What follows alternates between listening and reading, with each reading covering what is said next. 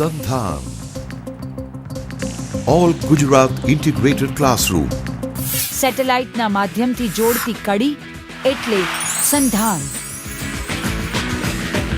નમસ્કાર. ગુજરાત રાજ્યના ઉચ્ચ શિક્ષણ વિભાગ આયોજિત સેટેલાઇટ બેઝ એજ્યુકેશનમાં 22મી જાન્યુઆરીની સવારે આપ સર્વેનું હાર્દિક સ્વાગત કરું છું. સુપ્રભાતમ. મિત્રો, empower employability in banking and other competitive examination અંતર્ગત ગત લેક્ચર્સમાં આપણે જોયું હતું કે ઇન્ટરવ્યૂ સ્કિલ કેવી રીતના હોય છે, કઈ કઈ પ્રોસિજરમાંથી આપણે પસાર થવાનું હોય છે.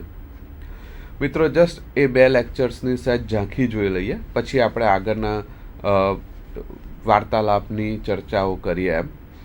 તો મિત્રો, આપણે ગત 2 લેક્ચર દરમિયાન આપણે જોયું હતું કે ઇન્ટરવ્યૂ કેટલા પ્રકારના પૂછાઈ શકતા હોઈએ છે.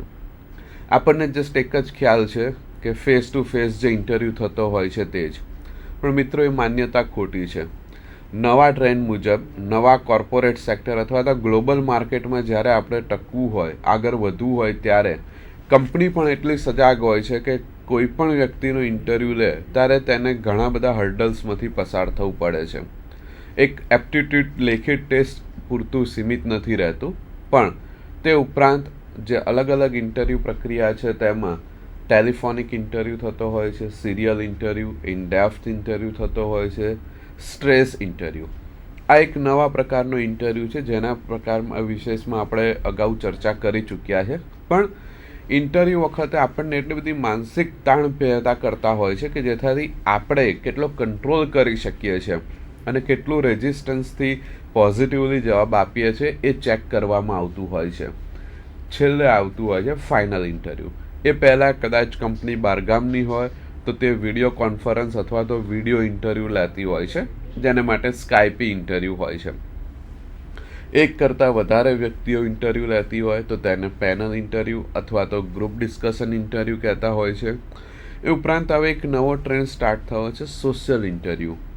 એટલે કે ક્યાંય કોઈની ઓફિસમાં ના હોય, કોઈ રેસ્ટોરન્ટમાં જઈને ખાતા અથવા તો ફોર્મલ મિટિંગ કરતા હોય અને એ રીતના ઇન્ટરવ્યૂ લેવાની એક પ્રથા નવી સ્ટાર્ટ થઈ છે. તો મિત્રો, આ ઇન્ટરવ્યૂ કઈ રીતના અલગ અલગ પ્રોસેસમાં લેવાતો હોય છે તેની આપણે બહુ જ ટૂંકમાં વાત કરી. એ સિવાય મિત્રો, આપણે ઇન્ટરવ્યૂ માટે કેવી પ્રિપરેશન કરવી જોઈએ તો તેની પણ આપણે થોડીક હાઇલાઇટ ગત લેક્ચર્સમાં મેળવી હતી. તે મુજબ એક તો આપણી જોડે આપણો રેઝ્યુમે પરફેક્ટ હોવો જોઈએ. કેમ કે આપણે કંઈ પણ વસ્તુ માટે જઈએ છીએ તો આપણે આપણી જાતને સેલ કરીએ છીએ કે મારામાં આટલી એબિલિટી છે અને એબિલિટી હું કઈ રીતે પ્રૂવ કરી શકીશ એ આપણો રેઝ્યુમે બોલતો હોય છે એમ. એટલે રેઝ્યુમે એક પરફેક્ટ હોવો જોઈએ, એક એ વસ્તુ.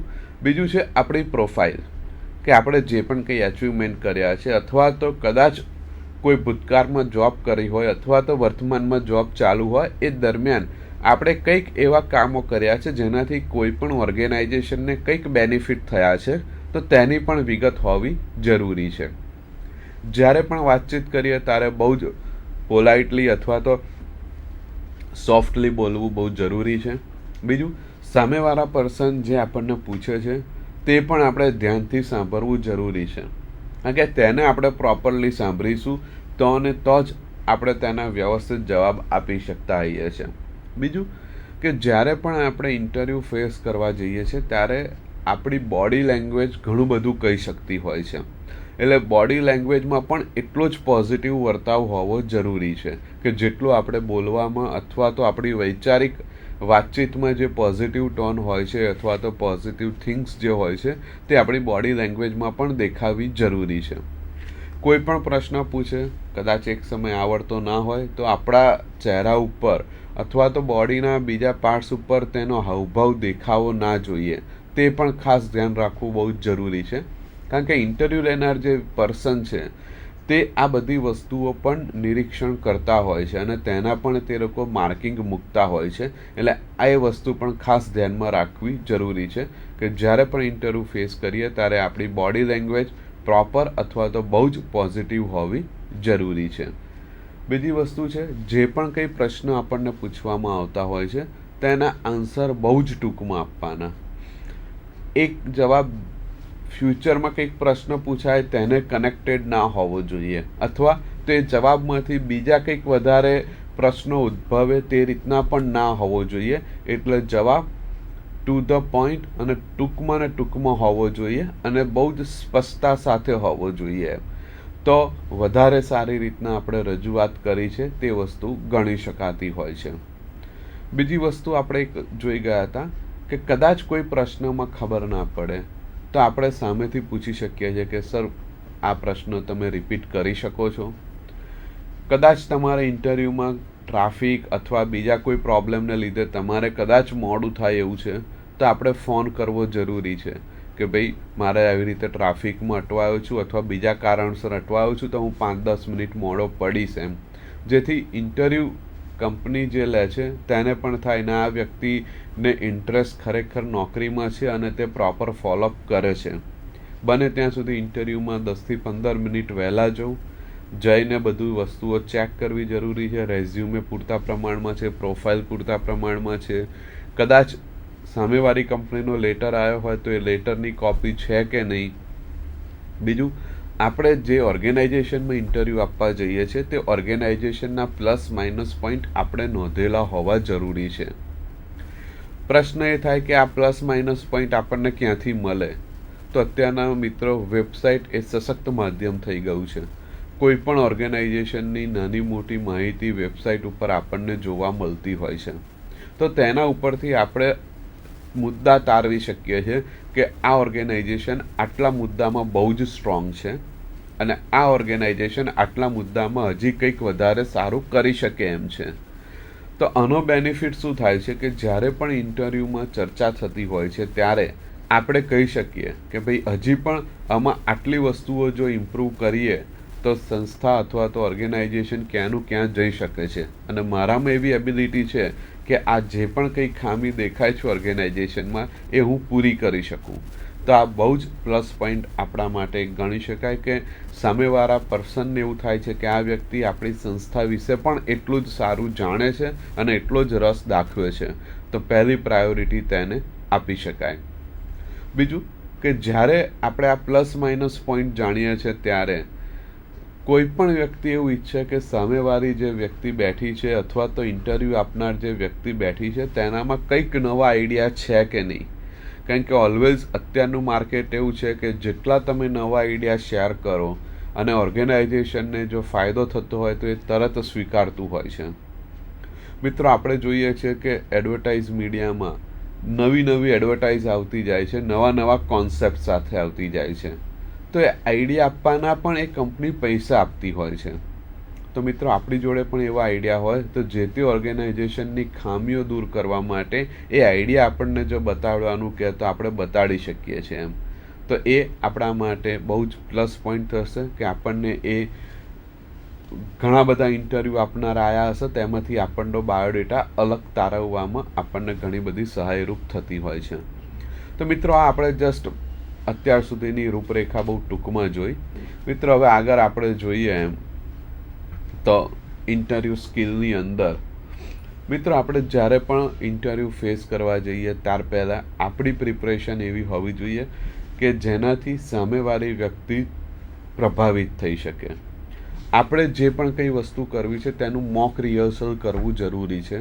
એ આપણે મિરર સામે કરીએ અથવા આપણા ફ્રેન્ડ અથવા તો ગાઈડ હોય તેની સાથે આપણે કરીએ, જેનાથી આપણામાં એક કોન્ફિડન્સ બિલ્ટઅપ થતો હોય છે.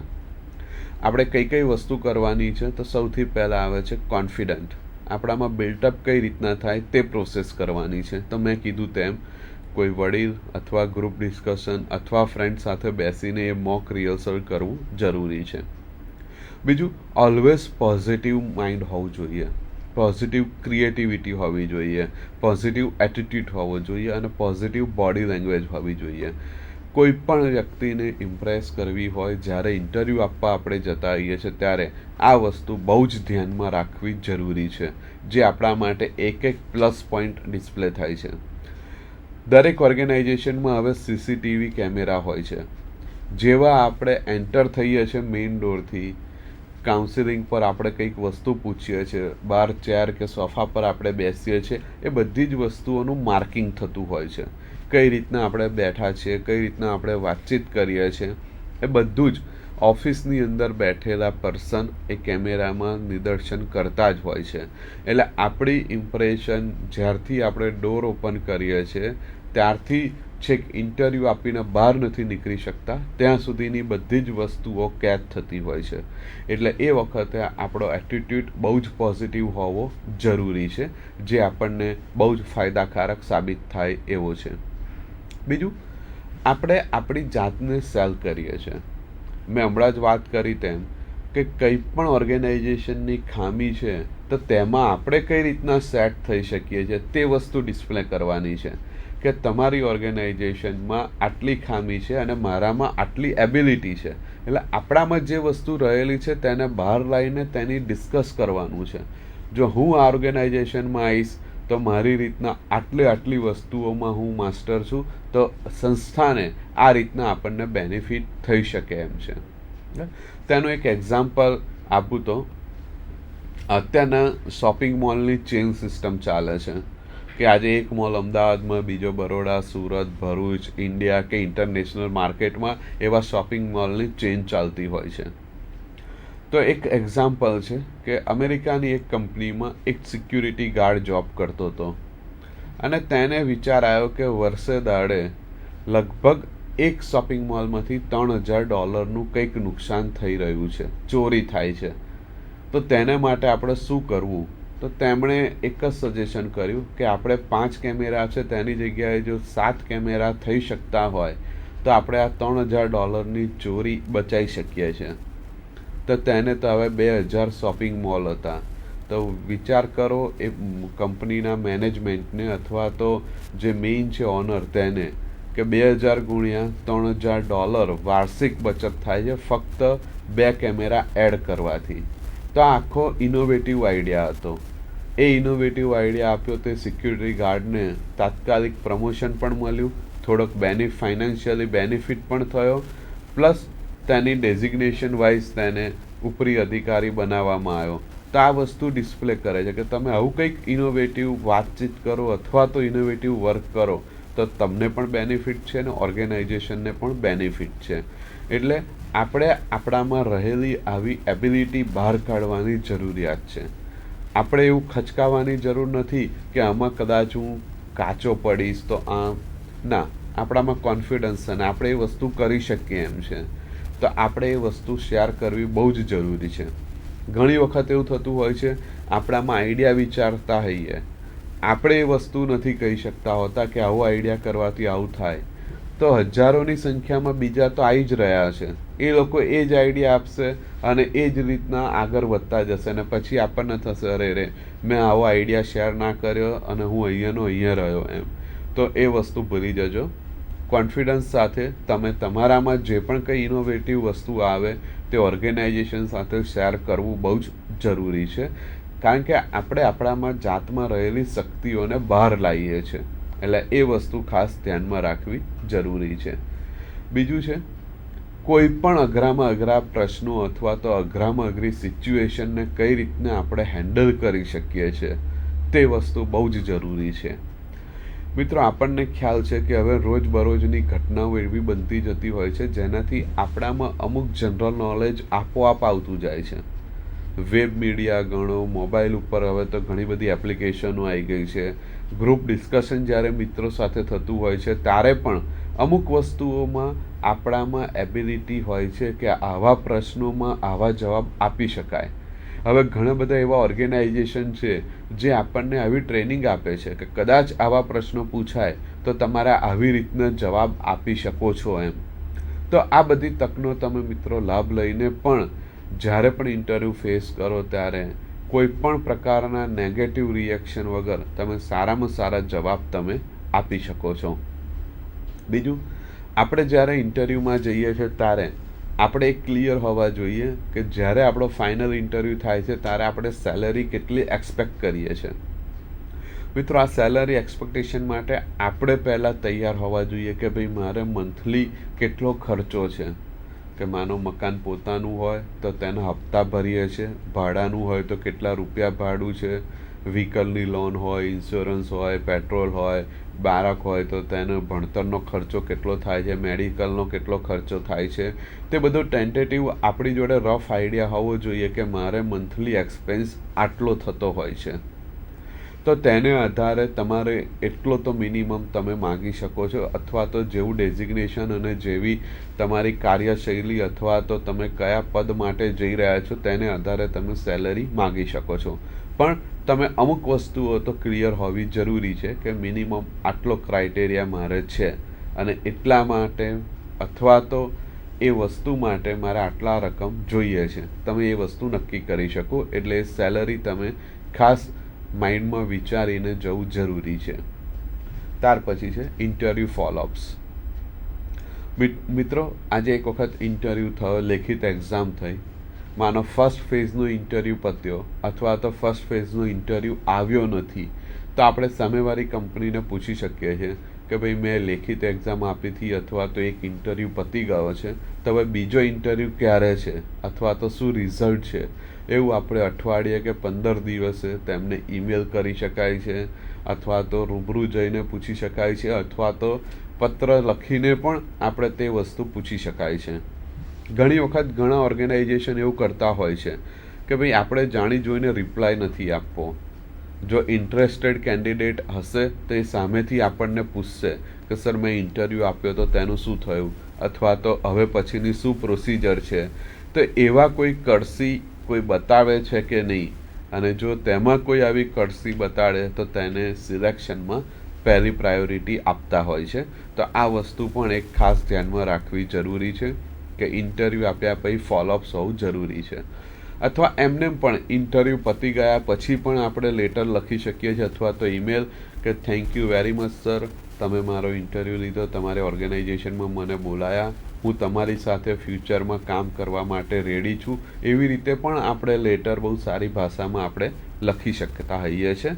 તો તે છે ઇન્ટરવ્યૂનું ફોલોઅપ. તો આ પણ એક બહુ પોઝિટિવ બાબત છે.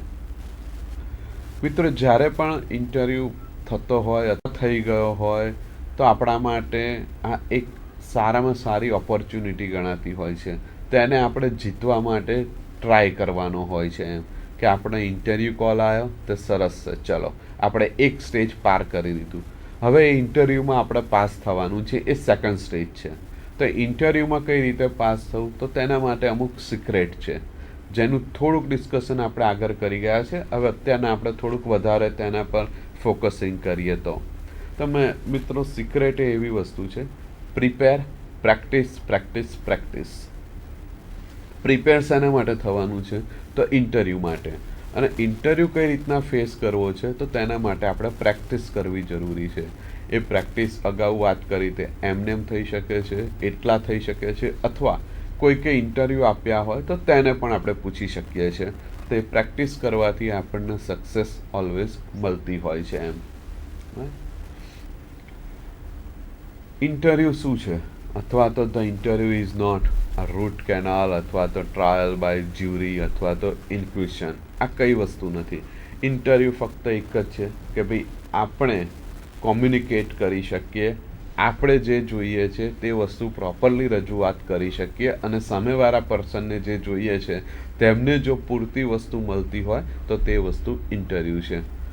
ઇન્ટરવ્યૂ જનરલી 2-વે કોમ્યુનિકેશન હોય છે, એક આપણે અને એક કંપનીવાળા તરફથી હોય છે, અને બેવને એક જ વસ્તુ છે, સામેવાળાને નોકરી આપવી છે અને આપણે નોકરી મેળવવી છે. એટલે નોકરી શબ્દ કોમન આવે છે એમ, અને તેના માટે બેવ લોકો પ્રયાસ કરતા હોય છે, જે તે ઓર્ગેનાઇઝેશન અને આપણે. The employer wants answer to 4 questions. Generally 4 પ્રશ્નો સામાન્ય રીતના કોમન હોય છે એમ. Can you do the job? Do you want to do the job? Will you fit in with the company's culture? And can we get you for a fair price? Can you do the job? બરાબર, તમે આ job કરવા સક્ષમ છો, એક એ વસ્તુ છે એમ. Do you want to do the job, તમે જોબ જોઈએ છે તેના માટે વસ્તુ પૂછે છે. અને તમે અમારી કંપનીને જે પણ ઓર્ગેનાઇઝેશન છે તેનું જે કલ્ચર છે તેમાં તમે ફિટ થઈ શકશો? એ પ્રશ્ન છે. મિત્રો, પહેલા અને બીજા પ્રશ્નમાં આપણને એવું લાગે કે ભાઈ બહુ જ સામ્યતા પૂછેલી છે એમ. તમે જોબ કરી શકશો? તમારે જોબ જોઈએ છે એમ. તો મિત્રો, આમાં માઇનોર ભેદરેખા છે. આપણે જોબ જોઈએ જ છે, એના માટે આપણે પ્રયાસ કરીએ જ છે, પણ આપણે એ જોબ માટે ફિટ છે કે નહીં તે આપણે પ્રૂવ કરવાનું છે. તેને માટેનો આપણને પહેલો અને બીજો પ્રશ્ન એ લોકો આપણને પૂછતા હોય છે એમ. તો આમાં આપણે આપણી જાતમાં જે વસ્તુ રહેલી છે તે આપણે રજૂ કરવાની છે. જેમ મેં અગાઉ વાત કરી તેમ હું કદાચ વારંવાર એ વસ્તુ રિપીટ કરીશ કે આપણામાં જે વસ્તુ રહેલી છે, એબિલિટી રહેલી છે, તે આપણે જાણવી બહુ જરૂરી છે. કદાચ એવું બને કે આપણામાં જે એબિલિટી રહેલી છે તે આપણે જાણતા નથી, તો આપણે આપણા વડીલ હોય, કોઈ મિત્રો હોય, અથવા તો કોઈ ગાઈડ કરનાર હોય, તેને આપણે પૂછી શકીએ છીએ, ભાઈ મારામાં શું એબિલિટી રહેલી છે, મારામાં કઈ કઈ વસ્તુ રહેલી છે એમ. તમે મને કહો તો હું ક્યાંક ઇન્ટરવ્યૂ આપવા જાઉં તો તે વસ્તુની હું રજૂઆત કરી શકું. તો ક્યાંય ઇન્ટરવ્યૂ આપવા જઈએ ત્યારે આ વસ્તુ ખાસ ધ્યાનમાં રાખવી કે ભાઈ સામેવાળા પર્સનની અથવા તો ઓર્ગેનાઇઝેશનમાં કઈ કઈ વસ્તુઓ ખૂટે છે અથવા તો ખામી કઈ છે. જે સ્ટ્રોંગ છે એ તો સ્ટ્રોંગ રહેવાની જ છે એમ. પણ આપણે આવું જ્યારે પ્રશ્નો પૂછે ત્યારે આપણે સામે ડિસ્કસ કરી શકીએ છીએ કે ભાઈ મારું નિરીક્ષણ એવું છે કે આપણા આ ઓર્ગેનાઇઝેશનમાં આટલા મુદ્દે બહુ જ સ્ટ્રોંગ છે, પણ આટલા મુદ્દામાં કંઈક ઇમ્પ્રૂવ કરીએ તો આ ઓર્ગેનાઇઝેશન ક્યાંથી ક્યાં પહોંચી શકે છે, અને આ ઇમ્પ્રુવમેન્ટ કરવામાં મારામાં રહેલી એબિલિટી છે એ હું પ્રૂવ કરીને આપી શકું એમ છું. તો આ આન્સર બહુ જ પ્રોપર ગણાશે. તો સામેવાળાને પણ નોકરી આપવી છે અને આપણે પણ નોકરીની જરૂર છે, તો તે વસ્તુ મેચ થાય તો તે આપણને ચોક્કસ જવાબ અથવા તો નોકરી આપણને આપી શકતા હોય છે.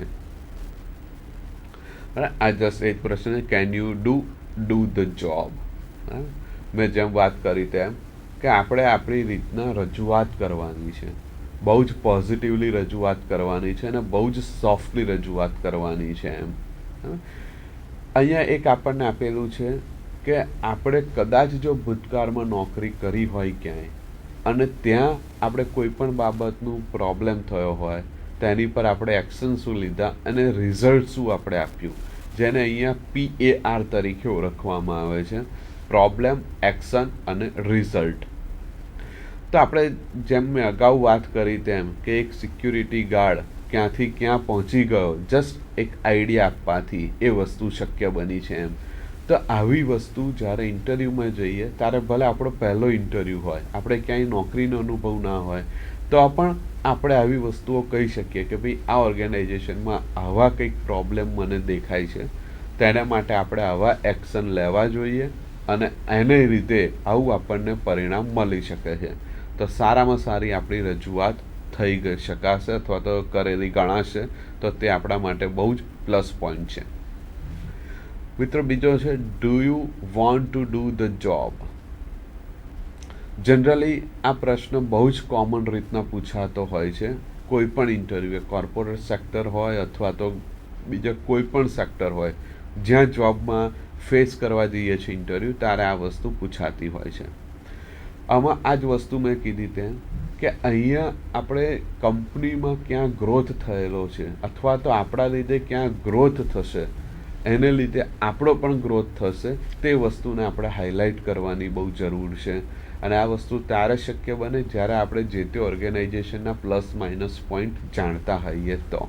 બાકી એમને હું કહું કે ભાઈ હું આવી રીતના આમ કરું તેમ કરું, તે લોકો ફક્ત સાંભળશે કે 90% લોકો આવું જ કહેતા હોય છે, પણ 5 થી 10% લોકો એવા હોય છે જે આવી પ્રિપરેશન સાથે આવતા હોય છે, કે જે સંસ્થા વિશે પણ સારું એવું નોલેજ ધરાવતા હોય છે અને તે વધારે સારી રીતના આઉટપુટ અથવા તો જવાબ આપી શકતા હોય છે એમ.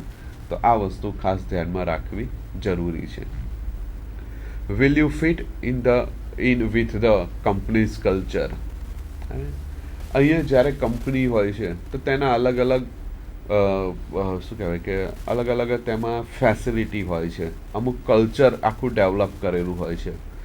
અમુક કંપનીઓમાં આપણે જોઈએ છીએ કે 8 થી 10 કલાક માણસ કામ કરે છે, ત્યાર પછી અમુક કંપનીઓના કેમ્પસમાં જ સ્પોર્ટ્સ રૂમ હોય છે, સ્વિમિંગ પુલ હોય છે, આપણે સ્નેકનો એરિયા હોય છે, લંચનો એરિયા હોય છે, અથવા અમુક જગ્યાએ લોન હોય છે કે અમુક વસ્તુ એવી એસ્ટાબ્લિશ કરેલી હોય છે કે જેનાથી કોઈ પણ એમ્પ્લોય હોય તો એ એમ્પ્લોયને રિલેક્સ મળતું હોય છે કે આજે કોન્સ્ટન્ટ એ 2-3 કલાક કોન્સ્ટન્ટ ઊભા અથવા બેસીને વર્ક કર્યું હોય તો તેને 5-10 મિનિટનો બ્રેક જોઈતો હોય, તે સરાઉન્ડિંગ એ એરિયામાં જ ફરે તો ફ્રેશ થઈને આવે તો વધારે સારી રીતના આઉટપુટ આપી શકતા હોય છે એમ. તો એ જે તે કંપનીનું આખું એ રીતનું એક કલ્ચર ડેવલપ થયેલું હોય છે. અમુક કંપની એવું કરતા હોય છે કે દર 6-6 મહિને દરેકના ટેબલ બદલતા હોય છે કે જેનાથી એ પર્સનને આખી કંપનીના ઓર્ગેનાઇઝેશન વિશે ખબર પડે છે, કઈ ક્રોનોલોજીમાં વર્ક થતું હોય છે તેના વિશે પણ ખબર પડતી હોય છે. તો તે પણ એક બહુ પ્લસ પોઈન્ટ છે. તો એવા બધા માટે પણ આપણે તૈયાર બતાડવી જોઈએ અથવા તો તૈયારી રાખવી જોઈએ, જેનાથી આપણને દરેક ઓર્ગેનાઇઝેશન વિશે વધારે સારું આપણે જાણી શકીએ અને તેમાં આપણામાં જે પણ કંઈ એબિલિટી છે તે આપણે પ્રૂવ કરી શકીએ. ઘણી ઓર્ગેનાઇઝેશન હવે તો અમદાવાદ અને ગુજરાતમાં પણ એ શક્ય છે કે એ લોકો પહેલા 6 મહિના કોઈ પરફેક્ટ આપણને જોબ ડેઝિગ્નેશન આપતા નથી.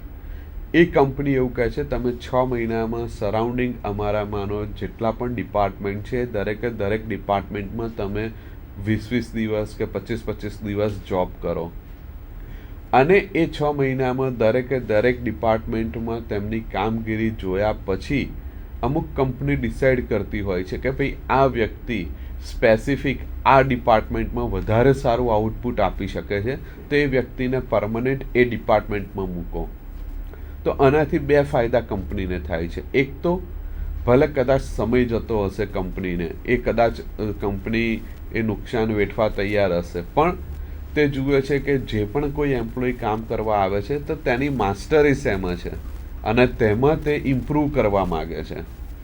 સપોઝ કોઈક એમ્પ્લોય એવો હોય જેને 3-4 સેક્ટરમાં વધારે સારું આઉટપુટ આપી શકતા હોય તો તેને મલ્ટી કઈ રીતના યુઝ લેવો કે કરતાં વધારે ડિપાર્ટમેન્ટમાં તેનો ઉપયોગ કઈ રીતના થઈ શકે તો તેને એ રીતના જોબનું ડેઝિગ્નેશન પ્લસ સેલરીની ઓફર થતી હોય છે.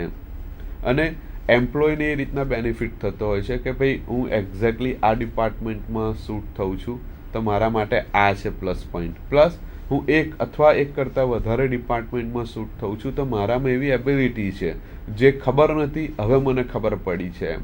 તો તેનો તે salary negotiation plus designation wise ફાયદો લઈ શકતા હોય છે. તો આ રીતના પણ અલગ કંપનીના એન્વાયરમેન્ટમાં કઈ રીતના સેટ થાય છે તે વસ્તુ થઈ શકતા હોય છે. ત્યાર પછી can we get you for a fair price. ઘણી વખત એવું થતું હોય છે એમ કે આપણે ટ્રેનનો ટ્રાવેલ્સ માગતા હોઈએ છીએ અથવા તો બસ ટ્રાવેલ્સ છે અથવા તો પ્લેનનો ટ્રાવેલ્સ માગતા હોય છે અથવા તો અમુક વખતે અમુક કંપનીઓ સ્પેસિફાઈ કરતી જ હોય છે એમ કે તમે 1 વે ફેર મળશે અથવા તો 2 વે તમને મળશે એમ. તો એ કદાચ સ્પષ્ટતા કરે કે ના કરે, આપણે પૂછવું હોય તો આપણે પૂછી શકાય છે કે ભાઈ can you give me a fair or not. તો એ પૂછવામાં પણ કશો વાંધો નથી અથવા તો કંપની સામેથી પૂછતી હોય છે તમારે એ ફેર જોઈએ છે કે નથી જોઈતો એમ. તો એ આપણી ઉપર ડિપેન્ડ્સ કરે છે આપણે શું કરવું કે શું ના કરવું. હવે છે કે આપણે આપણી રીતના રજૂઆત જે કરવી છે તેના માટે આપણે કેટલા રેડી છે. તો તેના માટે આપણે છે કે વેલ્યુ એડ વર્કશીટ. આપણે આપણી એક વર્કશીટ બનાવવી પડે છે કે આપણે એક પ્રશ્નોત્તરી તૈયાર કરવી પડે છે કે જેનાથી આપણે બહુ જ સારી રજૂઆત કરી શકીએ છીએ. Matches your skills qualification for the job. આપણું જે ક્વોલિફિકેશન છે, આપણામાં જે એબિલિટી છે તે જે ઓર્ગેનાઇઝેશન માટે આપણે જઈ રહ્યા છે તે ઓર્ગેનાઇઝેશન સાથે ફિટ અથવા તો મેચ થાય છે કે નહીં. જો આપણું ક્વોલિફિકેશન અને આપણી એબિલિટી ના પાડતી હોય તો આપણે જે તે જગ્યાએ ઇન્ટરવ્યૂ આપવા જવાની જરૂર જ નથી.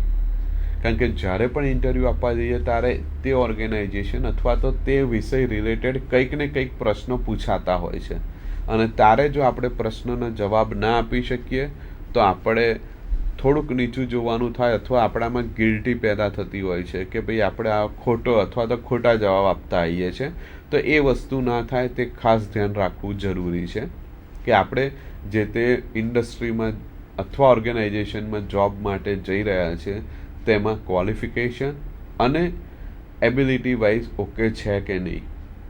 બીજું કે સપોઝ આપણું ક્વોલિફિકેશન સિમ્પલ ગ્રેજ્યુએટ છે તો પણ મિત્રો ચિંતા કરવાની જરૂર નથી, કારણ કે હવે અહીંયા પ્રોફેશનલ કોર્સીસ એટલા બધા આવી ગયા છે કે આપણે જે ઇન્ડસ્ટ્રીઝમાં ઇન્ટરવ્યૂ આપવા જવું છે કે જે ઓર્ગેનાઇઝેશનમાં ઇન્ટરવ્યૂ આપવા જવું છે તો અહીંયા આપણી જોડે 15 દિવસ, 30 દિવસ, 60 દિવસ, 90 દિવસના ટૂંકા ગાળાના પ્રોફેશનલ કોર્સીસ હોય છે. તો એ કોર્સીસનો આપણે અભ્યાસ કરીને પણ ઇન્ટરવ્યૂ આપવા જઈએ તો આપણે કહી શકતા હોઈએ છીએ મારી જોડે આવા પ્રોફેશનલ સર્ટિફિકેટ છે અને મારી જોડે આવી એબિલિટી છે, એટલા માટે હું આ ઇન્ટરવ્યૂ આપવા આવ્યો છું એમ. એટલે આ વસ્તુ ખાસ ધ્યાન રાખવી કે જે તે ઓર્ગેનાઇઝેશન માટે જઈએ છીએ તેને અનુરૂપ આપણો અભ્યાસ અને આપણી એબિલિટી છે કે નહીં તે જ્યારે આપણે સીટ બનાવતા આવીએ પોતાની એબિલિટી પ્રૂવ કરવા માટેની, તો આ પહેલું માર્કિંગ હોવું જરૂરી છે. બીજું છે માય એરિયાઝ ઓફ એક્સપર્ટાઇઝ.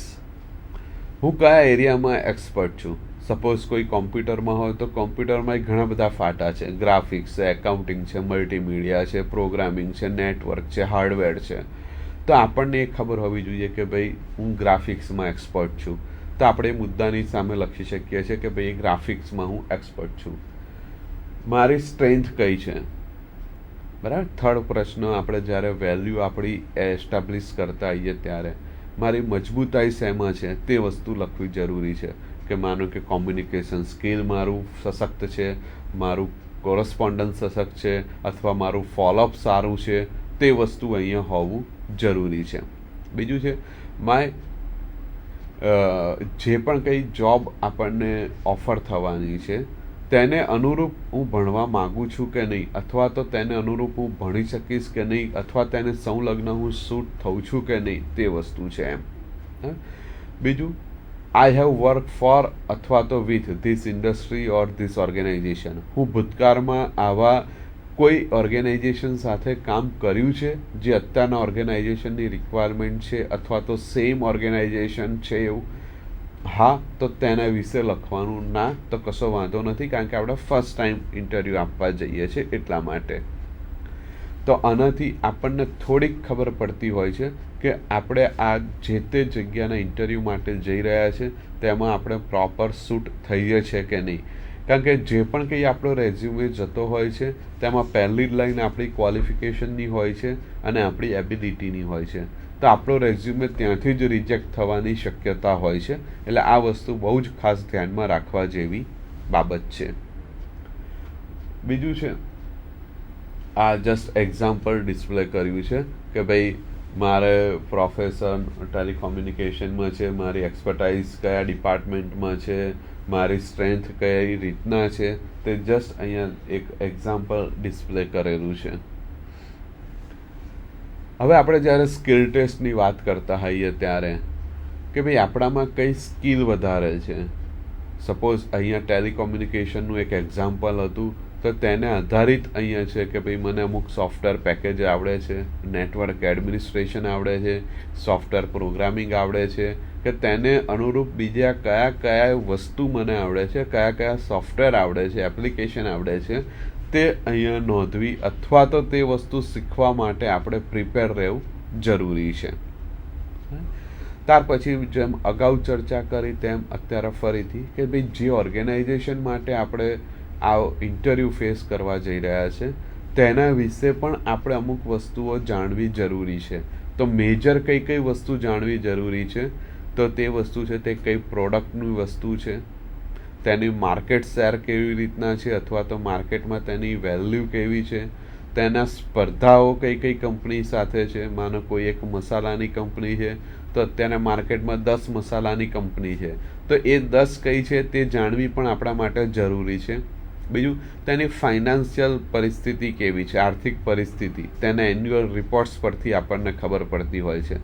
તેની મેનેજમેન્ટ ટીમમાં કોણ કોણ છે અથવા તેના એક્ઝિક્યુટિવ કોણ કોણ છે તેના ઉપરથી આપણને ખબર પડતી હોય છે કે આ ઓર્ગેનાઇઝેશન કેવું સશક્ત છે અથવા તેનામાં કયા કયા લૂપહોલ્સ છે અને તેના લેટેસ્ટ માર્કેટમાં ન્યૂઝ શું છે અથવા એ દર મંથલી કે યરલી કે ટ્વાઇસ મંથ જે રીતના મેગેઝિન બહાર પાડતું હોય છે અથવા તો એક બિઝનેસ મેગેઝિન આવતું હોય છે તેમાં પણ અમુક સર્વે આવતા હોય છે, તો તેને આધારે આપણે જે તે કંપની વિશે ડિટેલમાં આપણે જાણી શકતા હોઈએ છીએ કે જેનાથી આપણે કંઈ પણ કન્વર્ઝેશન કરવું હોય તો આપણને સરળતા રહેતી હોય છે.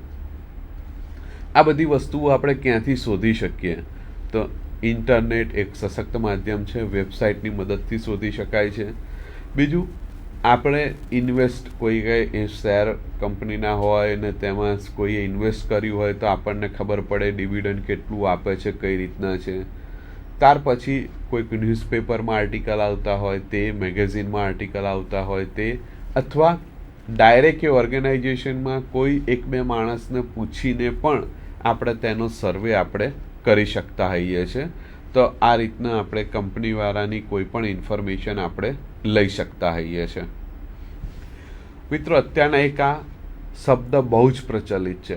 કોઈ પણ એમ્પ્લોય હોય અથવા તો ઇન્ટરવ્યૂ આપવા જતો હોય અથવા એક જગ્યાએ કામ કરે છે ને બીજી જગ્યાએ ઇન્ટરવ્યૂ આપવો છે અથવા એ જ કંપનીમાં રહીને પોતાની એબિલિટી વધારવી છે, તો આ વસ્તુ જાણવી બહુ જરૂરી છે. SWOT, SWOT. S means strength, W means weakness, O means opportunity અને T means threats. આ વસ્તુ જાણવી બહુ જ જરૂરી છે. આપણામાં રહેલી શક્તિ અથવા તો કંપનીમાં રહેલી શક્તિ, આપણામાં રહેલી નબળાઈ અથવા કંપનીમાં રહેલી નબળાઈ, આપણામાં કઈ કઈ ઓપોર્ચ્યુનિટી ઝડપી લેવાની ક્ષમતા છે અને ઓર્ગેનાઇઝેશન કઈ કઈ ઓપોર્ચ્યુનિટી આપશે તે વસ્તુ આપણે દર્શાવવાની હોય છે. જો આ વસ્તુ આપણે દર્શાવી શકીએ તો કોઈ પણ કંપની આપણને યસમાં જ આન્સર આપશે. એટલે આ વસ્તુ જાણવી બહુ જરૂરી છે, એ પોતાનામાં અને કંપનીની પણ આ વસ્તુ જાણવી બહુ જ જરૂરી છે. બીજું, આપણે એ પણ જાણવું જરૂરી છે કે ભાઈ કોણ HR હેડ છે અથવા કોણ ઇન્ટરવ્યૂ લેવા આવનારું છે અથવા તો કઈ રીતના ઇન્ટરવ્યૂની પ્રોસિજર છે. એમ આપણને ખ્યાલ ના હોય તો આપણે જસ્ટ કોલ કરીને પૂછી શકીએ છીએ એમ કે ભાઈ શિડ્યુલ શું છે, કઈ રીતના ઇન્ટરવ્યૂ ફેસ થવાના છે, એમ કે જેનાથી આપણને ખ્યાલ આવતો હોય છે કે ભાઈ આ રીતના આપણે ઇન્ટરવ્યૂ પ્રોસિજરમાં જઈ શકાતું હોય છે. અહીંયા એક જસ્ટ સિમ્પલ સ્લીપ ડિસ્પ્લે કરી છે કે કોર્પોરેટ સેક્ટરમાં આવી એક સ્લીપ હોય છે, જે વસ્તુ આપણે ભરીએ તો વધારે આપણને માટે સારું છે કે જેથી એ કંપની વિશે આપણે જાણી શકતા હોઈએ છીએ કે ઇન્ટરવ્યૂ કોણ લેનાર છે, તેની પોઝિશન શું છે, તેનો કંપનીમાં રોલ શું છે, બરાબર છે, અને એ પોઝિશન ઉપર પહોંચવા માટે તેને કઈ કઈ વસ્તુઓ સક્સેસફુલી કરેલી છે તે વસ્તુ જાણવી જરૂરી છે અને તેની પર જવાબદારી કઈ કઈ છે તે વસ્તુ જાણવી જરૂરી છે. તો આના પરથી આપણને અમુક અંદાજ આવી જતો હોય છે કે સામેવાળી જે ઇન્ટરવ્યૂ લે છે એ વ્યક્તિ કેટલી નોલેજવાળી છે અથવા તો કઈ રીતના આપણને પ્રશ્નો પૂછી શકે છે તે આપણે તે જાણી શકીએ છીએ. આપણે જે પણ કંઈ રિહર્સ કરીએ છીએ તે વાય, વોટ, વેર અને હાઉ. ઇન્ટરવ્યૂ આપવા ક્યારે જવાનું છે, શું થવાનું છે, કેમ થવાનું છે, એ બધી જ વસ્તુ આપણા મગજમાં જ્યારે પણ એપ્લાય કરતા આવીએ છીએ ત્યારે આવે અને એ સ્વાભાવિક છે એમ અને આવવું જ જોઈએ. તો જ આપણે તે વસ્તુ માટે પ્રિપેર રહેતા હોઈએ છીએ. નહીંતર આપણે એમને કોઈ પણ વસ્તુ માટે પ્રિપેર રહેતા હોતા નથી એમ. એટલે આ વસ્તુ હોવી જરૂરી છે. વાય, વોટ, વેર અને હાઉ આ વસ્તુ હોવી જરૂરી છે. Why? Build your skills of selling yourself, builds your confidence, prepares you for stressful and problem solving questions. You will know what you will say and how you will say it. મિત્રો, આ વસ્તુ કદાચ પહેલી વખત interview આપવા જઈએ તો આ અમુક વસ્તુઓ ખબર ના પડે કે આપણે શું બોલવું જોઈએ, શું ના પૂછવું જોઈએ કે પૂછવું જોઈએ, એ બધી વસ્તુઓ સ્વાભાવિક છે એમ. પણ ઓલવેઝ આપણામાં પ્રશ્ન પૂછવાની આદત નથી હોતી. એ સ્કૂલ હોય, કોલેજ હોય અથવા તો ફર્ધર આપણે કંઈ પણ વસ્તુ શીખતા હોઈએ ત્યારે આ વસ્તુ ત્યારે આપણામાં આવતી હોય છે જ્યારે આપણે કંઈ પણ ડાઉટ પડ્યો તરત વસ્તુ આપણે પ્રશ્ન કરીને પૂછવો બહુ જ જરૂરી છે.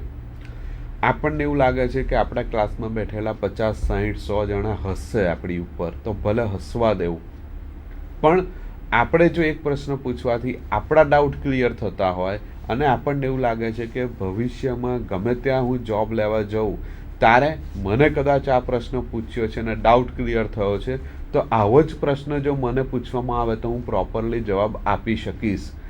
એટલા માટે થઈને પણ ગમે તે ફિલ્ડમાં હો, પ્રશ્ન પૂછવા બહુ જ આવશ્યક છે, જેનાથી આપણામાં કંઈક આપણે જનરલ નોલેજ અથવા તો એ સબ્જેક્ટ રિલેટેડ આપણી ગ્રીપ વધારે આવતી જતી હોય છે.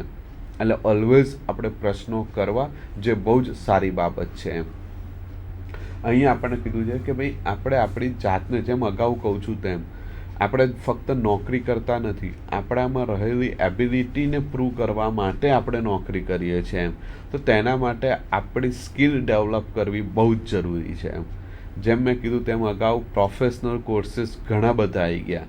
હવે તેવું છે કે કોલેજની સાથે સાથે ઘણા લોકો જોબ પણ કરતા હોય છે, આવા પ્રોફેશનલ કોર્સીસના પણ અભ્યાસમાં જોડાયેલા હોય છે. કારણ કે એ લોકોને પણ ખબર છે કે હવે જ્યારે ગ્લોબલ માર્કેટ છે, એમ હવે એક એરિયા પૂરતું સીમિત નોકરી નથી થઈ ગઈ. વર્લ્ડમાં કોઈ પણ વ્યક્તિ, કોઈ પણ ઓર્ગેનાઇઝેશન ગમે તે એરિયામાં જઈને ગમે તે વ્યક્તિને હાયર કરી શકે છે, પણ તેનામાં એ સ્કિલ રહેલી હોવી બહુ જ જરૂરી છે. નોકરી અથવા નોલેજને કોઈ પણ પ્રકારની ફિઝિકલ બાઉન્ડ્રી નડતી નથી. અહીંયા બેઠા બેઠા પણ ફોરેનનું કામ થઈ શકે છે, અથવા તો અહીંયાની કંપની ફોરેનમાં બેઠા બેઠા પણ કામ લઈ શકે છે. એમ એટલે નોલેજ અને જોબને કોઈ ફિઝિકલ બાઉન્ડ્રી નડતી નથી. એ હવે બહુ ખાસ નોંધવા જેવી બાબત છે. એટલે તમારી સ્કિલ તમારામાં ડેવલપ કરવી બહુ જ જરૂરી છે. એના માટે અમુક પ્રોફેશનલ કોર્સીસ ઘણા બધા હવે ડેવલપ અહીંયા પણ થયા છે. તેની મદદથી આપણામાં કંઈક નવી એબિલિટી ઊભી કરી શકતા હોઈએ છે, તો એ વસ્તુ કરવી બહુ જ જરૂરી છે. પ્રેક્ટિસ મેક પરફેક્ટ, આ અમુક વખતે બહુ જ ખોટું છે. આપણે વારંવાર અમુક પ્રેક્ટિસ કરવાથી નો ડાઉટ પરફેક્ટ થવાતું હોય છે, પણ અત્યારે હવે જે ચાલવાનું છે, સમય સાથે આપણે ચાલવાનું છે, અથવા સમયથી આગળ ચાલવાનું છે. માણસોનો ફ્લો અથવા તો નોકરી માટેની સંખ્યા દિન પ્રતિદિન વધતા જવાની છે. તે સમયે તેમાં આપણે ટકીને આગળ વધવું બહુ જ કપરું છે. એટલે પ્રેક્ટિસમાં સમય વધારે ના જાય તે પણ આપણે ખાસ ધ્યાન રાખવું જરૂરી છે. પ્રેક્ટિસ કરવી બહુ જ આવશ્યક છે, પણ અતિશય પ્રેક્ટિસ કરવી તે વસ્તુ રમતના મેદાન માટે યોગ્ય છે, પણ જ્યારે નોકરીની વાત આવે ત્યારે તેના પર બહુ જ સમય સાથે ચાલવું, સમયથી આગળ ચાલવું બહુ જ જરૂરિયાત છે. આપણને ખબર હોવી જોઈએ કે હવે 3 વર્ષ પછી હું ગ્રેજ્યુએટ થવાનો છું, તો 3 વર્ષ પછીનું માર્કેટ શું છે તેના માટે અત્યારથી તૈયારી કરવી જોઈએ. માનો કે 3 વર્ષ પછી સપોઝ એવું પણ બની શકે છે કે મોબાઈલ બેઝ એજ્યુકેશન આવી જાય, તો અત્યારથી આપણને ખબર છે 3 વર્ષ પછી આ ટ્રેન્ડ આવવાનો છે, તો જ્યારે હું ગ્રેજ્યુએટ થઉં ત્યારે તેની ડિમાન્ડ વધારે હશે, કે તેવું જાણકાર માણસોની કંપનીને જરૂરિયાત હશે, તો હું એવી વસ્તુ શીખું કે જેનાથી મને ફ્યુચરમાં બેનિફિટ થાય. એમ તો તે વિઝન તમારી જોડે હોવું જરૂરી છે. અને એ વિઝન ત્યારે જ આવે કે જ્યારે તમે બધા ગ્રુપ ડિસ્કશન કરો અથવા કોઈક ઓર્ગેનાઇઝેશનમાં તમે જાઓ, મુલાકાત લો, રીડિંગ કરો, તો તમને એ વસ્તુ વિઝન વિશે ખ્યાલ આવે કે ફ્યુચર આપણું અહીંયા જવાનું છે ને આપણે ક્યાં ઊભા છીએ. જે વાત કરી તે ફોકસ કરવાની જરૂર છે કે ભાઈ આપણું વિઝન અથવા તો આપણે કઈ દિશામાં જવું છે તે જો ફોકસ આપણને પરફેક્ટ ખબર પડે તો આપણે તે દિશાની પ્રેક્ટિસ કરવી વધારે હિતાવ છે. તો અને તો જ આપણે એ સેક્ટરમાં વધારે સારી રીતના આગળ વધી શકીએ છીએ. ક્રિએટિવ, પોઝિટિવ, ફર્સ્ટ ઇમ્પ્રેશન્સ, મેં જેમ અગાઉ પણ વાત કરી તેમ કે આપણો પોઝિટિવ એટીટ્યૂડ ઘણું બધું આપણને સરળ કામ કરી આપે છે. એમ જસ્ટ આપણે ક્યાંય દાખલ થઈએ, ફક્ત સ્માઇલ કરીએ, તો એ સ્માઇલ જ ઘણી બધી વસ્તુઓ આપણી કામ સરળ કરી આપતું હોય છે. બીજું, જે તે ડેઝિગ્નેશન માટે ઇન્ટરવ્યૂ આપવા જઈએ છીએ તેને અનુરૂપ ડ્રેસ કોડ હોવો જરૂરી છે. સપોઝ આપણે કોર્પોરેટ સેક્ટરમાં માર્કેટિંગ માટે ઇન્ટરવ્યૂ આપવા જઈએ છીએ તો formal pant, formal shirt, tie હોવું જરૂરી છે. પછી ત્યાં જીન્સ અને ટી શર્ટ પહેરીને જઈએ તો ના ચાલે. એટલે જે તે ઓર્ગેનાઇઝેશન, જે તે ડેઝિગ્નેશન માટે આપણે ઇન્ટરવ્યૂ આપવા જઈએ છીએ તેનું કોમ્બિનેશન, ડ્રેસ કોમ્બિનેશન હોવું જરૂરી છે.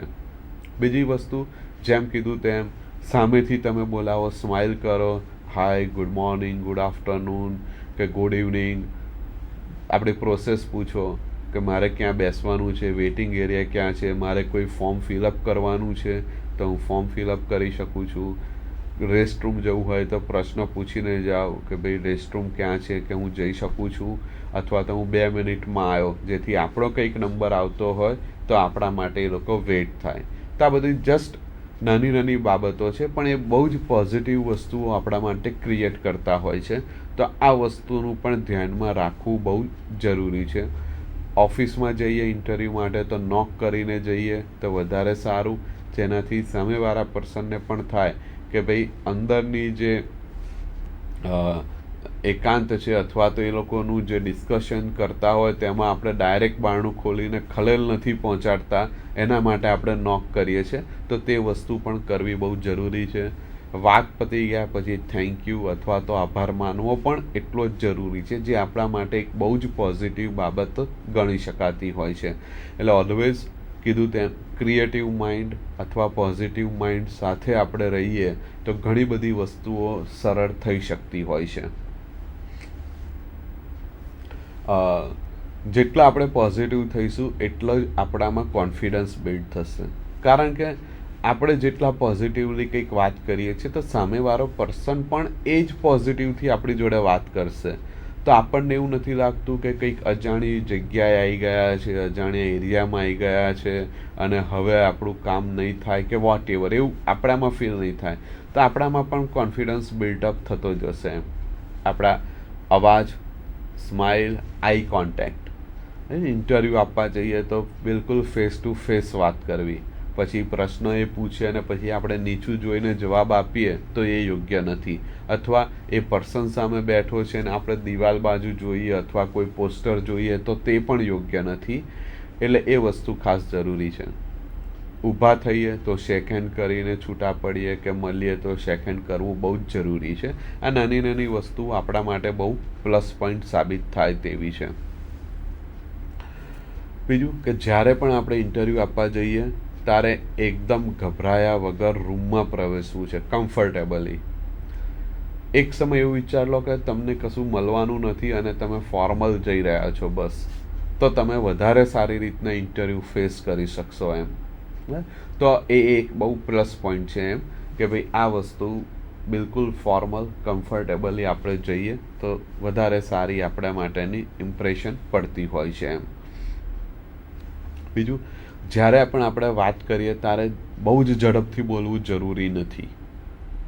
કારણ કે અમુક વખતે બહુ જ સોફ્ટલી બોલવું પડતું હોય છે, કારણ કે સામેવાળી વ્યક્તિ એટલું જ ધીમેથી બોલતી હોય છે એમ. અથવા બહુ મોટા અવાજે આપણે બોલવાનું નથી, કારણ કે સામેવાળી પર્સન 1 હોય, 2 હોય, 3 જણ હોય, એટલા લોકો સાંભળે એટલા પૂરતું સીમિત છે. એટલે એ વખતે પણ અગાઉ વાત કરી તેમ બહુ સોફ્ટલી આપણે વાતચીત કરવાની છે અથવા તો જવાબ આપવાના છે એમ. બીજું છે, કદાચ આપણે કંઈ પાણી પીવું હોય અથવા તો રેસ્ટરૂમ જવું હોય તો મેં કીધું તેમને પૂછીને જાઓ એમ. અથવા તો તેમને પ્રશ્ન કરો કે ભાઈ મને થોડું પાણી મળી શકશે કે મારે રેસ્ટરૂમ ક્યાં છે. તેવી રીતે તમે પ્રશ્ન જસ્ટ અમુક પૂછો તો તમને વધારે સારી રીતના એ લોકો રિપ્લાય આપી શકે અથવા તો એક પ્લસ પોઈન્ટ આપણો ગણાતો જાય. કારણ કે એ લોકોને ખબર હોય કે આ ઇન્ટરવ્યૂમાં કદાચ હવે એ પર્સનનો નંબર આવે તો ભાઈ અહીંયા ગયા છે તો 2 મિનિટમાં આવે છે. એના માટે ખાસ આવું પૂછવા પાછળનું આશય આ છે કે જેનાથી એમને જાણ થાય કે એક્ઝેક્ટ આ પર્સન આ જગ્યાએ છે, હમણાં 1-2 મિનિટમાં પાછા આવે છે એમ. તો તે વસ્તુ ખાસ જાણવી જરૂરી છે. બીજું, જેમ કીધું તેમ આપણું ફ્યુચર ફોકસ શું છે એ પણ જણાવવું પ્રશ્ન પૂછે તો અગત્યનું છે. એટલે એક ખાસ એ ફોકસ મુદ્દો આપણે લખી રાખવો જરૂરી છે કે મારું વિઝન આવું છે. ઘણી વખત ઇન્ટરવ્યૂમાં એવું પ્રશ્ન પૂછી શકતા હોય છે કે સપોઝ આ ઓર્ગેનાઇઝેશન તમને સિલેક્ટ કરે તો તમે આવનારા 5 વર્ષમાં તમારી જાતને તમે ક્યાં જોશો, અથવા આવનારા 10 વર્ષમાં આ ઓર્ગેનાઇઝેશનને તમે કઈ પોઝિશન ઉપર જોવા માંગો છો એમ. તો એ પ્રશ્ન ઘણું બધું કહી જાય છે આપણને, કે ઘણી બધી વસ્તુઓ પૂછે છે. એ પ્રશ્ન સીધો જ આપણને ઇનડાયરેક્ટલી એ રીતના પૂછે છે કે તમે એટલા વર્ષો માટે અથવા તો એવું તો શી કામગીરી કરશો કે તમારું એક ડેઝિગ્નેશન અહીંયા છે અને તમે ટોપ લેવલ પર પહોંચવા માગતા હો, તો તમે કઈ રીતના હાર્ડવર્ક કરશો. ફક્ત હાર્ડવર્ક નથી કરવાનું, લોજિક સાથે અમુક કામો કઈ રીતે ઇઝી બનાવો, ઇનોવેટિવ વર્ક કરો, તે વસ્તુ આખી આપણને અહીંયા ડિસ્પ્લે કરતા હોય છે અથવા તો પૂછવા માગતા હોય છે. તે વસ્તુ ખાસ અહીંયા જરૂરી છે. બીજી વસ્તુ પૂછતા હોય છે એમ કે સપોઝ આપણે જો જોબ કરતા હોય, ભૂતકાળમાં કરી હોય અથવા વર્તમાનમાં કરતા હોઈએ, તો આપણે આવા કોઈ ઇનોવેટિવ પ્લાન હોય અથવા તો ઇનોવેટિવ સ્ટોરી હોય તો અંદર મેન્શન કરવી જરૂરી છે. જેમ અગાઉ કીધું હતું તેમ પ્રોબ્લેમ, એક્શન અને રિઝલ્ટ, PAR તરીકે જે ઓળખાય છે તે અત્યારના કોર્પોરેટ સેક્ટરમાં આ શબ્દ બહુ પ્રચલિત છે. સપોઝ હું અત્યારના એક કંપનીમાં મેનેજર તરીકે છું અને સેમ કંપની છે, ત્યાં હું બીજી કંપની છે એમાં એપ્લાય કરું છું, તો હું મારા રેઝ્યુમેમાં લખી શકું છું કે આ કંપનીમાં આ પ્રોબ્લેમ હતા, તેના માટે મેં આ એક્શન લીધા અને તેનું આ રિઝલ્ટ આવ્યું અને કંપનીને આટલો બેનિફિટ થયો. ફ્યુચરમાં પણ તમારી કંપનીમાં હું આવી વસ્તુઓ ઇમ્પ્લિમેન્ટ કરી શકું છું. તો આવા PAR સ્ટેટમેન્ટ આપણા રેઝ્યુમેમાં બોલવા જોઈએ. હા, જ્યારે ફર્સ્ટ ટાઈમ આપણે જતા હોઈએ કોઈ પણ જગ્યાએ ઇન્ટરવ્યૂમાં અથવા પહેલી જોબ હોય તો આપણે એવું મેન્શન કરી શકીએ છીએ કે ભાઈ હું આ ઓર્ગેનાઇઝેશનમાં આવા પ્રોબ્લેમ જોઉં છું. રેઝ્યુમેમાં મેન્શન ના કરીએ, પણ ઇન્ટરવ્યૂમાં જ્યારે ટોક થતી હોય ત્યારે આપણે એ વસ્તુ ડિસ્પ્લે કરી શકતા હોઈએ છીએ એમ કે ભાઈ મને એવું લાગે છે કે આ કંપનીમાં અમુક જગ્યાએ સુધારો કરવાની જરૂરી છે, આવા પ્રોબ્લેમ ફેસ દેખાય છે, આવા એક્શન લેવા જોઈએ અને તેનું આવું પરિણામ મળી શકતું હોય છે. તો તે વસ્તુ આપણે ઇન્ટરવ્યૂમાં ફેસ ટુ ફેસ આપણે કહી શકતા હોઈએ છીએ. એ જ વસ્તુ છે પ્રોબ્લેમ, એક્શન્સ અને રિઝલ્ટ આપણને જોવા મળતું હોય છે. PAR જે અલગ અલગ સ્ટેટમેન્ટ છે તેના માટે અમુક અલગ અલગ વસ્તુઓ હોય છે. જનરલી જે પણ કોઈ ઇન્ટરવ્યૂ લેતો હોય તે આપણા રેઝ્યુમેને પ્રોપરલી રીડ કરતા હોય છે અને ત્યાર પછી તેને અનુરૂપ આપણને પ્રશ્ન પૂછતા હોય છે અને આન્સર આપણનું આખું એનાલિસિસ કરતા હોય છે એમ. તો જ્યારે પણ ઇન્ટરવ્યૂ આપવા જતા હોઈએ છીએ ત્યારે એક વસ્તુ ખાસ ધ્યાન રાખવી, કદાચ આપણો જવાબ ખોટો હશે કે સાચો હશે તો પણ સામેવાળા પર્સન આપણને જણાવવા નથી દેતા, તેમની બોડી લેંગ્વેજ ઉપરથી ખ્યાલ નથી આવતો કે આપણે કેટલું સાચું બોલ્યા છે કે કેટલું ખોટું બોલ્યા છે. તો તે પણ એક ઇન્ટરવ્યૂ જે લે છે તેના માટે આર્ટ છે અને આપણે સામે એવી એબિલિટી કેળવવી પડે કે આપણે જે બોલીએ છીએ કદાચ એક વાક્ય ભૂલથી ખોટું પણ બોલાઈ ગયું હોય પણ તે પણ આપણે કોન્ફિડન્સ સાથે બોલવું બહુ જરૂરી છે. તો તેના માટે પણ એક બહુ પોઝિટિવ રિઝલ્ટ્સ આપણને મળી શકતા હોય છે એમ. મિત્રો, અહીંયા થોડીક સમયની પણ પાબંદી છે એટલે આપણી વાત અહીંયા આપણે ટૂંકાઈએ છીએ. ફરી વખત જ્યારે મળીશું ત્યારે આપણે આ ટૉપિકને આગળ વધારીશું. ત્યાં સુધી રજા આપશો. નમસ્કાર.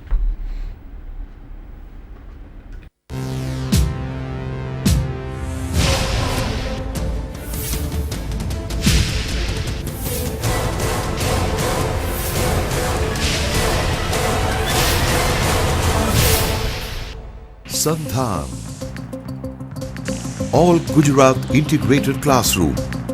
સેટેલાઇટના માધ્યમથી જોડતી કડી એટલે સંધાન.